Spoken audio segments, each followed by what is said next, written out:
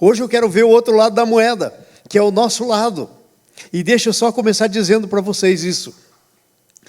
No nosso lado, se eu tivesse aqui que definir para vocês qual é o propósito de Deus para a tua vida, para a minha vida, para a nossa vida, eu diria assim, eu faria essa definição bem curta, mas uma definição bem assim concisa. Eu diria que nós fomos criados para glorificar a Deus. Primeira coisa, Deus é o primeiro, sempre.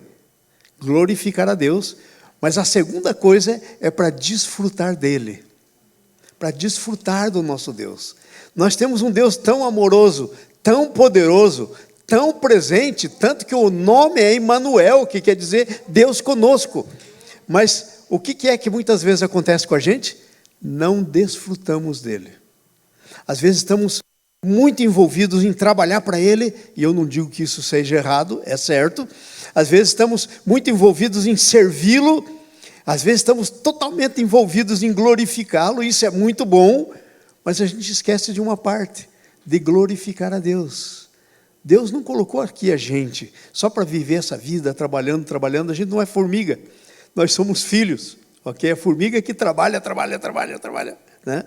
Sem cessar, nós somos filhos. Então, nessa manhã já é tarde, né? Quero meditar com vocês sobre essa palavra, ok?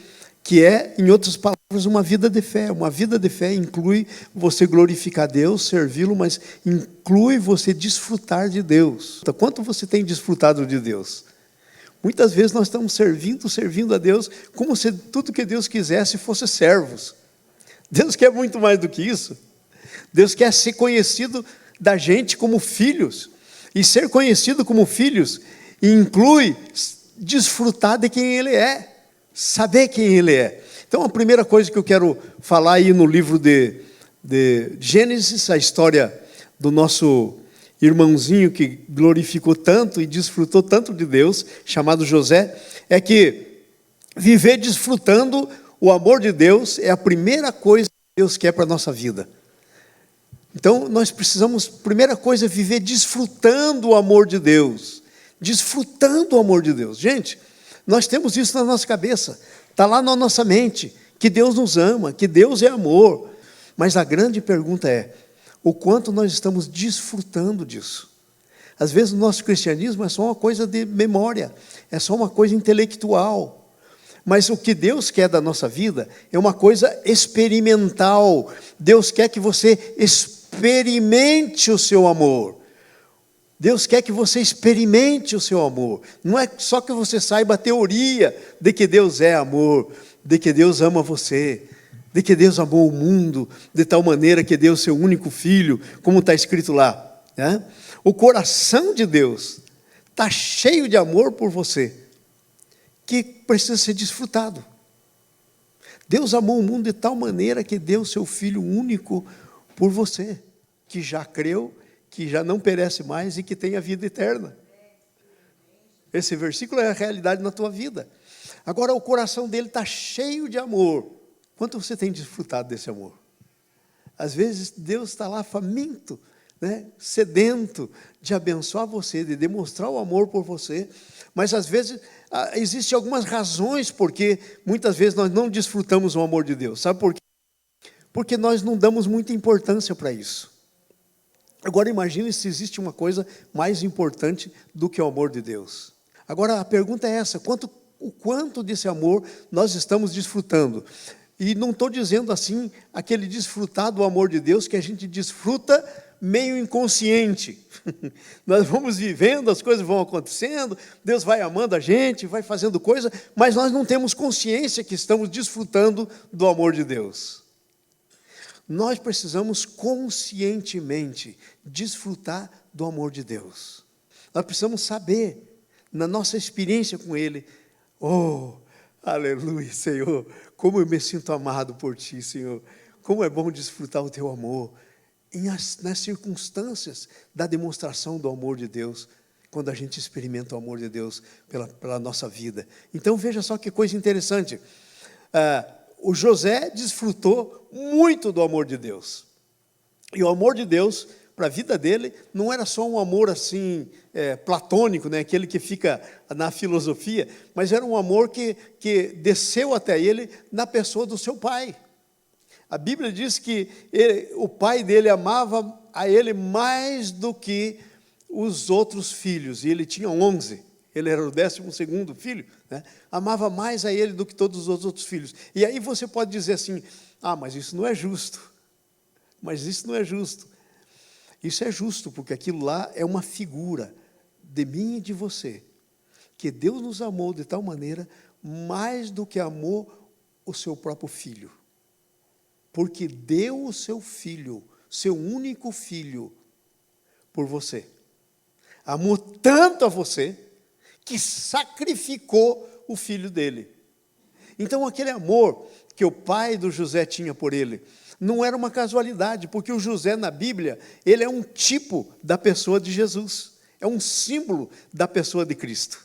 Então a Bíblia nos diz que algumas dessas demonstrações do amor do seu pai, era exatamente porque aquele filho, para o pai, era um filho especial, porque era o filho da sua velhice, era o último filho, era um filho que talvez ele pensava que não podia ter mais filhos, mas ele teve aquele filho, era o filho da sua velhice, então ele amava. Veja o que diz a Bíblia em Romanos, capítulo 8, versículo 32, se Deus não poupou, por favor, coloque o texto para a gente. Se Deus não poupou o seu próprio Filho por amor a nós, como não nos dará juntamente com Ele todas as outras coisas? Se Ele não poupou, se Ele te amou, como Ele então agora não vai dar para você todas as outras coisas? Entendeu? A prova do amor de Deus. Mas às vezes a gente não desfruta por falta de consciência, porque a gente está tão ocupado com os problemas da vida, a gente está tão ocupado com as coisas que estamos fazendo, que a gente não tem tempo para parar, para ver o amor de Deus chegando até a gente.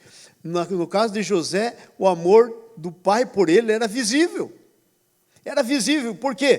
Por causa do amor do pai por ele, ele fez uma túnica que nenhum outro dos seus irmãos tinham. Era uma túnica toda cheia de cores, de mangas talares, aquelas mangas largas assim. Ele fez aquela túnica e todo mundo, cada vez que alguém olhava para ele, aquilo era um significado do amor do pai para a vida dele. Como o pai o vestiu. E sabe como o pai te veste? O pai te veste com roupas limpas, roupas alvas. Coloca para nós aí o Apocalipse 7, do 9 ao 14. Olha o que está ali, ó. Depois dessas coisas, vi uma grande multidão, que ninguém poderia enumerar, de todas as tribos, povos e línguas, em pé diante do trono do Cordeiro. E sabe quem é esse? Você está lá. Porque isso é um texto profético, falando da tua história, do fim da tua história. Vestidos em pé diante do trono, diante do Cordeiro, vestido de vestiduras brancas, com palmas nas mãos. E sabe, essas vestiduras brancas eram aquelas que também tinham as mangas longas, largas, vestes talares, como diz na Bíblia, né? Que quer dizer exatamente isso. Então, olha só, Deus te veste assim, e clamavam em grande voz, dizendo, ao nosso Deus que se assenta no trono, e ao Cordeiro pertencem a salvação. Então, olha só que coisa tremenda. Você já está vestido disso. E mais do que isso, segundo a Bíblia, ela diz que nós estamos revestidos de Cristo. E sabe, nós não estamos revestidos de Cristo, daquele Jesus que nasceu de Maria. Nós estamos revestidos do Jesus da ressurreição. Porque aquele Jesus que morreu de Maria, que nasceu de Maria, ele morreu por você. Mas sabe o que aconteceu com ele? Ele ressuscitou. E agora você está revestido, você está vestido dele. Essa é uma das provas do amor de Deus. E às vezes a gente não para pensar nisso. A maneira como Deus nos veste. E nós não desfrutamos disso. Nós não desfrutamos disso. E sabe, muitas outras coisas que é por causa do amor de Deus que Ele faz para as nossas vidas, nós não desfrutamos porque nós não conseguimos perceber. Nós estamos ocupados demais para ver. Por isso que na Bíblia, lá nas cartas do Apocalipse, que são 7 cartas, uma para cada igreja, 7 igrejas do Apocalipse, Diz assim: aquele que tem ouvidos para ouvir, ouça. Muitas vezes Deus está fazendo, nós não vemos, Deus está falando, nós não ouvimos. Aquele que tem ouvidos para ouvir, ouça. Porque aí então você vai conseguir desfrutar do amor de Deus. Você vai desfrutar disso, do teu posicionamento, das tuas vestiduras, daquilo que Deus faz por você.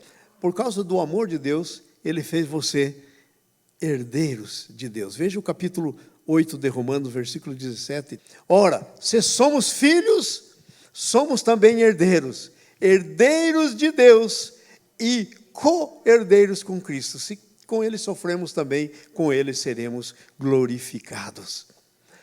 Qual de vocês está usufruindo a sua posição de herdeiro? Porque às vezes a gente pensa assim, né? Eu sou herdeiro de Deus, minha herança está no céu. E parece que Deus só tem alguma coisa para a gente para o depois. Não, Deus tem para a gente aqui e agora. Deus quer que você experimente Ele aqui e agora. Deus quer que você desfrute do amor dEle, no aqui e agora, não só jogar a vida cristã só lá para o céu, para depois.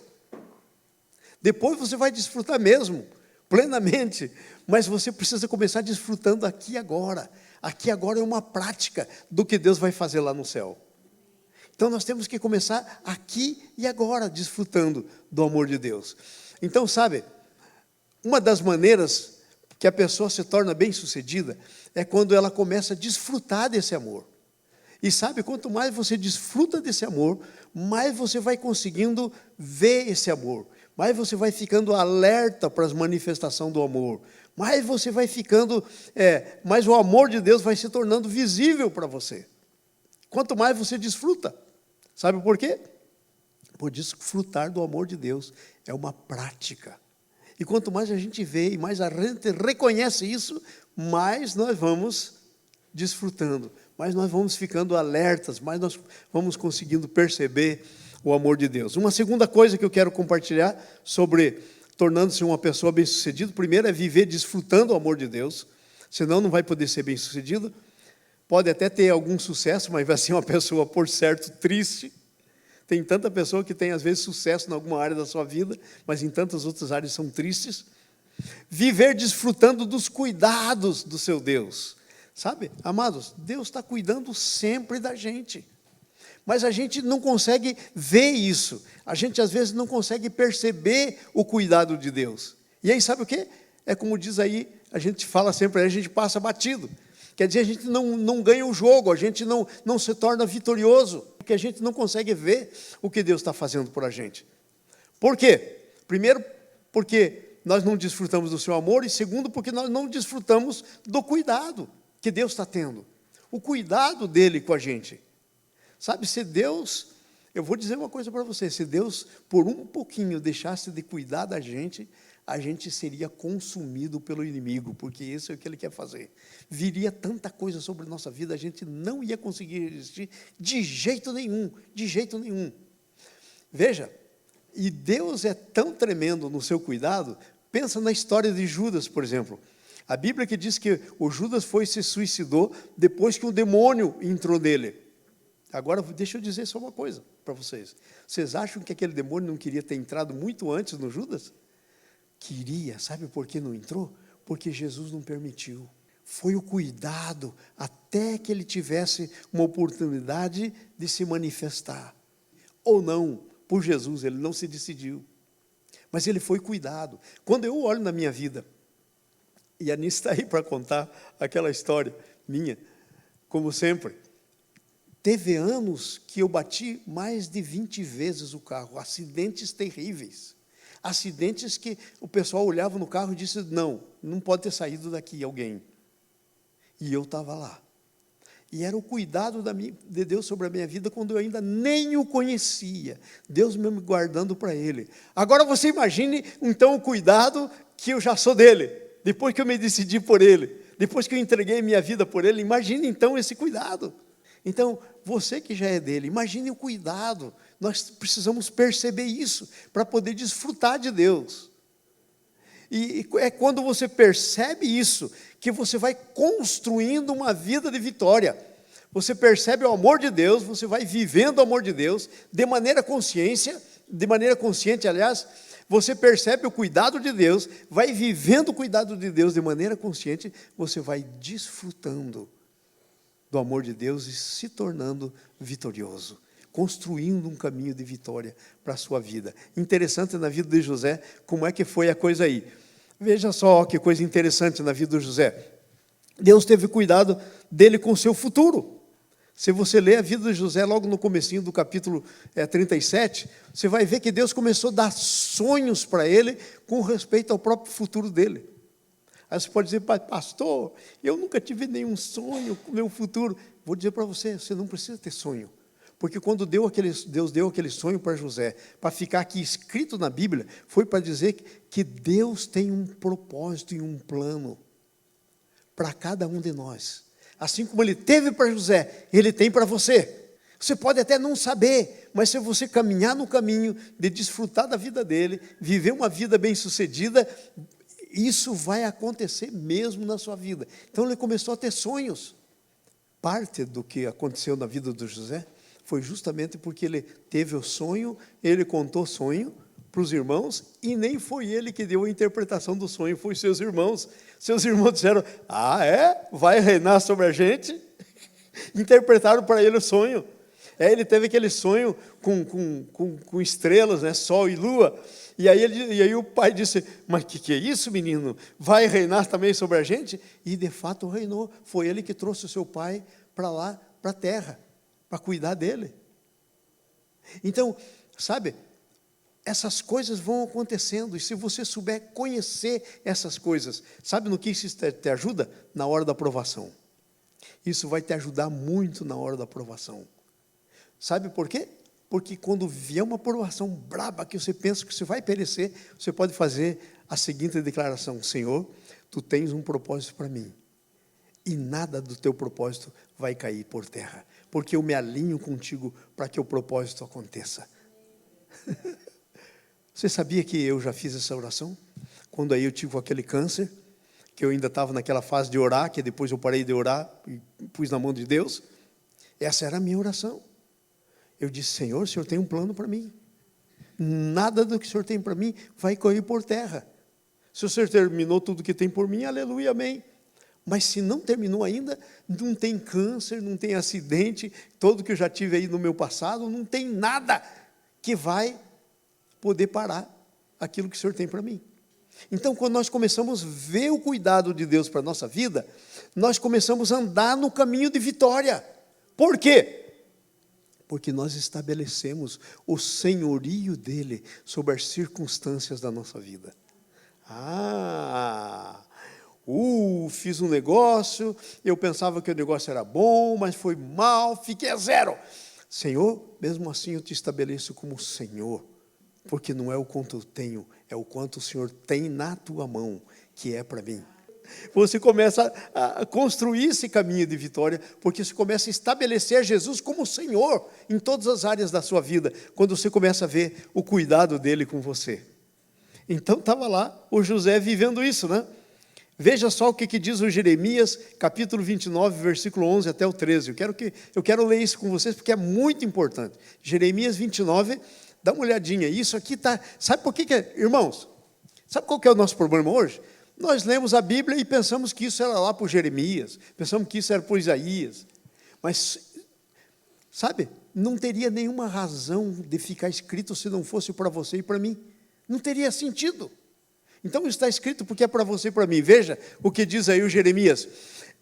Deus falando, eu é que sei que pensamentos que tenho a vosso respeito, diz o Senhor. Não interessa o que alguém pensa a teu respeito, não interessa nem mesmo o que você pensa a teu respeito. Por quê?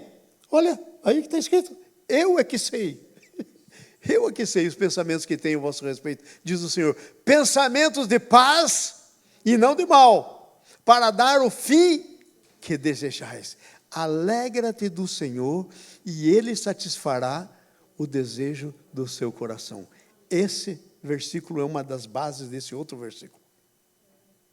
Entenderam? Olha aí, ó. Então me invocareis e passareis a orar a mim, e eu vos ouvirei. Quando é? Por que tem essa palavra então? Então é uma conjunção conclusiva, ela conclui, quer dizer, por causa disso, porque eu é que sei os pensamentos que tenho para vocês, por causa disso, quando eu manifestar esse pensamento, se você entender esse pensamento, você conseguir compreender, você ficar bem consciente desse pensamento, então você vai me invocar. Porque enquanto você é consciente, você não invoca coisa nenhuma.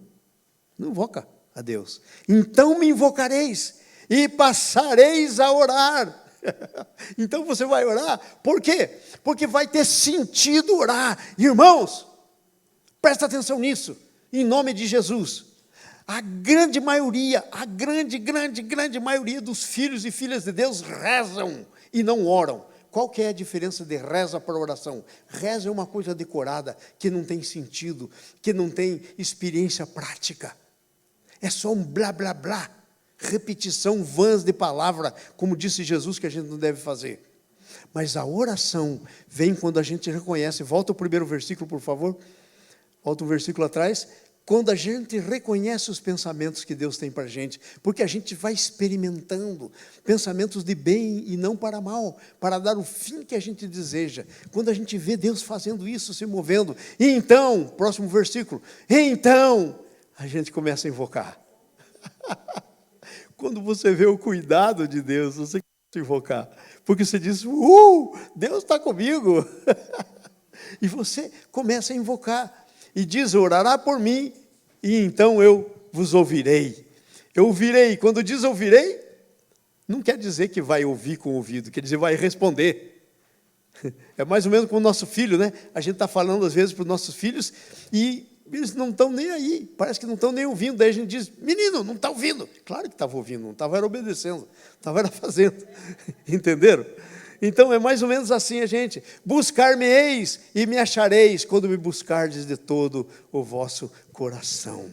Mas para você fazer isso, você precisa reconhecer o cuidado de Deus para a tua vida, quem Deus é. Como é que você vai buscar alguém que você crê que não quer nada com você? Você crê que não tem nenhum compromisso com você, não quer nada. Então quando você começa a reconhecer o cuidado do Senhor, isso acontece com você. Cuidado com o teu futuro. Teu futuro está nas mãos do Senhor. Não se preocupe, nada vai cair. Segunda coisa, o cuidado com a tua integridade física. Quando ele vai para ver os seus irmãos o veem lá longe e disse, lá vem o sonhador. Vamos matar e vamos ver no que dá os seus sonhos. Integridade física. Sabia que Deus tem cuidado da tua integridade física? Deus tem cuidado, assim como cuidou de José. E Deus estava cuidando. Daí um dos irmãos se levantou e disse, não vamos botar esse sangue na nossa mão. Puseram lá, venderam eles. Ok? Mateus 10, 30, por favor, coloca lá para a gente. E quanto a vós outros, até os cabelos todos da sua cabeça estão contados. Ai meu Deus, estou ficando careca. Estava contado. Entenderam? Então, olha o cuidado de Deus. Cuidado com a sua integridade física. Agora, veja. Cuidado com a sua reputação. Aí, então, venderam ele como escravo. Ele vai para a casa do Potifar, se torna escravo do Potifar. Era um escravo. Mas sabe que tipo de escravo que ele era? Um escravo especial. Tudo que fazia, onde ele punha a mão, estava abençoado. Tanto que o Potifar chegou um tempo que não sabia nada nem do que tinha na casa dele. De tanta bênção que vinha, por causa que estava na mão dele. A integridade. Deus cuidando da reputação. Era mais ou menos como se Deus estivesse falando para o Potifar, ei, está vendo quem que é o menino aí? Olha só quem que ele é. Onde ele põe a mão, eu abençoo. Olha para você, vê se é assim com você. Cuidado da reputação. Da reputação. Em outras palavras, ô Potifar, esse escravo que está aí na sua casa te servindo é muito melhor do que você. A reputação dele. E aí então ele vai para a cadeia. E aí, sabe, a última coisa que eu quero meditar com você sobre isso, ele vai para a cadeia. E aí o que acontece? Agora ele não só é um escravo, mas ele é um escravo prisioneiro. Mas Deus cuida da reputação dele. E lá na prisão, ele começa a suceder. E você pensa que era só o chefe da prisão que reconhecia o sucesso dele? Nada. Todos os outros prisioneiros, a reputação dele era reconhecida. Então Deus quer cuidar de você. O cuidado de Deus você tem que desfrutar com respeito à tua integridade, ao teu futuro, à tua reputação. Terceira coisa e última, e aí a gente termina, viver desfrutando as vitórias do teu Deus. Deixa eu fazer uma pergunta para você. Você vive desfrutando vitórias tuas ou do teu Deus? Nós temos que viver desfrutando as vitórias do nosso Deus. Do nosso Deus, sabendo que é o nosso Deus que está fazendo. E sabe, às vezes para a gente começar a reconhecer, Deus tem que dar uma prensa na gente, né? Como, por exemplo, Ele faz comigo, né? Dá uma prensa para saber que a vitória é dEle. Depois de todo, já contei isso para vocês, mas deixa eu repetir, porque é isso que eu estou falando. É como o pastor Renato falou, eu estou falando uma coisa que eu estou vivendo. Depois que nós compramos esse lugar todo aqui, foi uma bênção, eu desfrutei a vitória do Senhor. Aí um dia eu estou lá orando, na nossa oração do sábado, estou lá orando e tal, tranquilo, é como se fizesse assim, ó, é assim que a gente faz, até que enfim terminou. E aí Deus pergunta para mim, e agora? Vai viver dependendo de você daqui em diante? Meu Jesus, foi com uma bofetada. Eu disse, não, Senhor, perdão, eu vou viver de agora daqui em diante, do mesmo jeito que eu vinha, na dependência. Eu não quero deixar de ser dependente. Eu não quero deixar de ser dependente. Não quero deixar de ser dependente. Senhor, eu agora declaro a minha dependência. E a gente tinha recém fechado um negócio. Era o primeiro sábado depois que a gente fechou o negócio. E sabe o que aconteceu? A gente precisava reconstruir tudo isso aqui. Como é que a gente ia fazer? Nós emprestamos algum dinheiro para pagar lá, né? Nós fizemos muitas coisas, né? Só de coisa para pagar para trás, nós tínhamos 150 mil. Aí eu apliquei para um negócio daquele do Covid, do governo, né? Negaram. Aí eu reapliquei e comecei a orar. Senhor, não libera enquanto não for a liberação do banco, né? Porque aí o banco não vai dar para a gente. Então, eu comecei a orar para o Senhor segurar. Aí, logo depois que eu fiz aquela oração de dependência do Senhor, eu falei, eu quero continuar orando. Eu recebi um e-mail da pessoa que estava cuidando do nosso processo, do ADL, do governo. E ele disse assim, eu sou fulano de tal, e disse o nome que eu nunca consegui saber se era homem ou mulher, porque o nome não dava para distinguir. E eu que estou cuidando do processo. Aí eu escrevi de volta, que bom, fico satisfeito em saber que você está cuidando do processo, e enfatizei a palavra cuidando. Daí, 2 dias depois, eu recebo um outro e-mail. A verba que nós temos é 337.800. Você aplicou para 200 mil. Você não quer aumentar? Se ele tivesse nos dado 200, a gente não poderia fazer tudo o que nós estamos fazendo. Cuidado do Senhor. Eu reconheço o cuidado do Senhor. E aí eu escrevi de volta, se você acha que dá e você quer fazer, dali 2 semanas o dinheiro caiu na conta. Cuidado do Senhor, desfrutar do cuidado do Senhor, viver as vitórias do Senhor. É vitória do Senhor.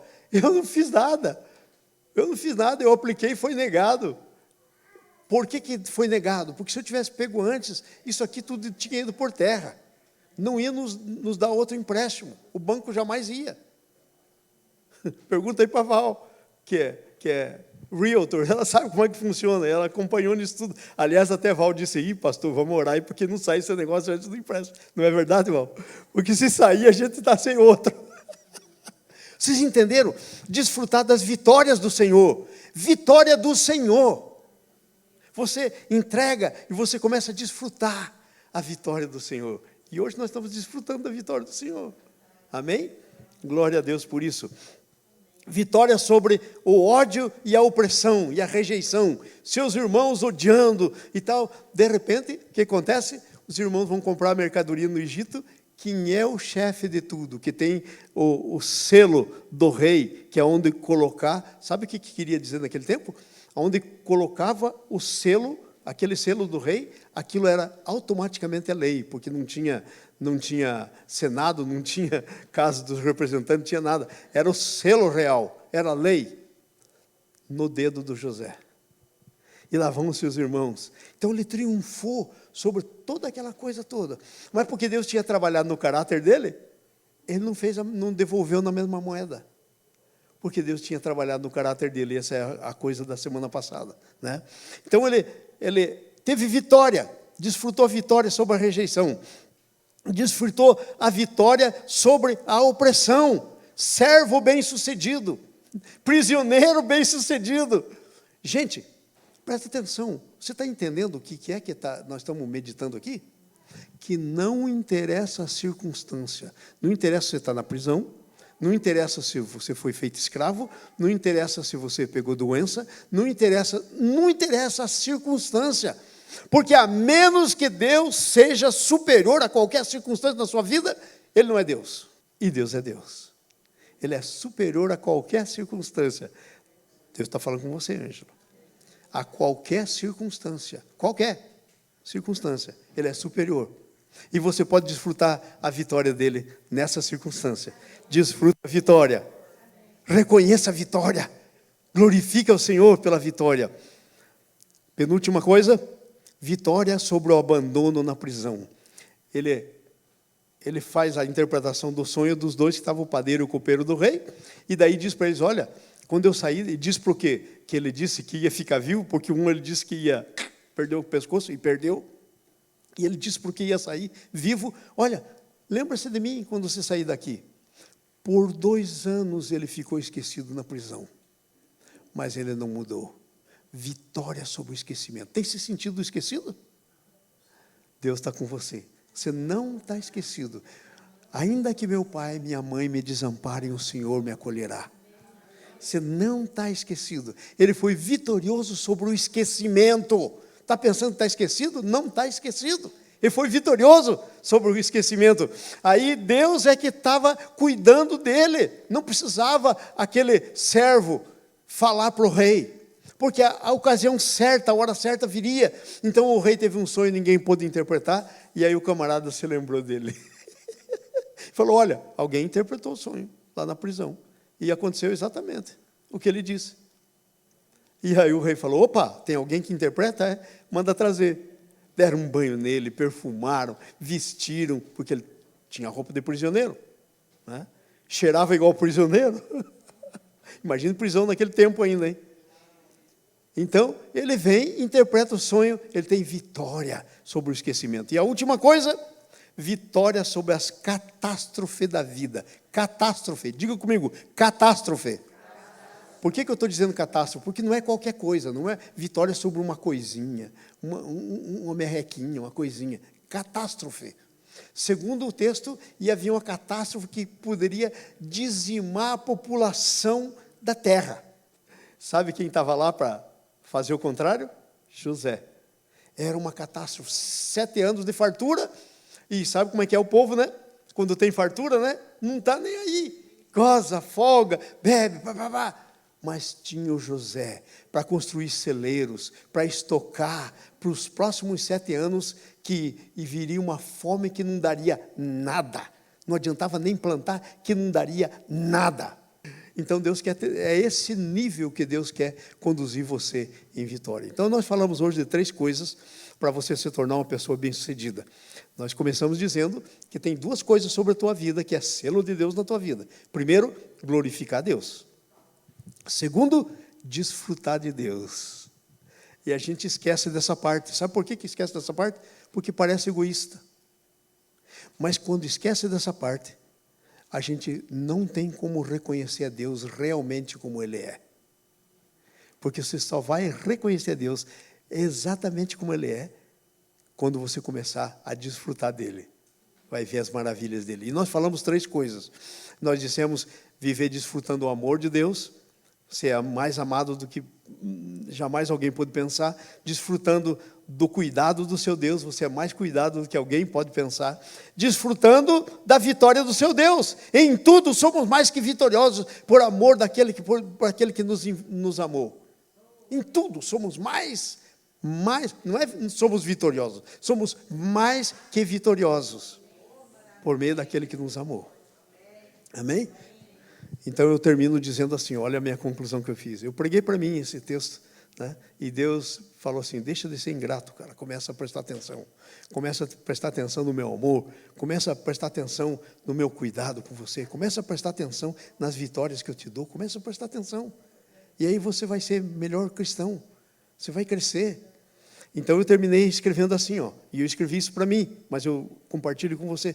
Sucesso na vida do cristão é uma consequência do seu estilo de vida perante Deus e não da capacidade nem do esforço humano. O verdadeiro sucesso pode vir em meio a provações, por isso é resultado de uma fé genuína que mesmo em meio de problemas consegue desfrutar o melhor que Deus tem. Quando o sucesso acontece dessa maneira, uma história que glorifica a Deus é construída. E eu termino perguntando para você, qual a história que você está construindo? Uma história que glorifica a Deus? Ou você está passando pela vida, simplesmente, correndo atrás do vento, sem alcançar nada?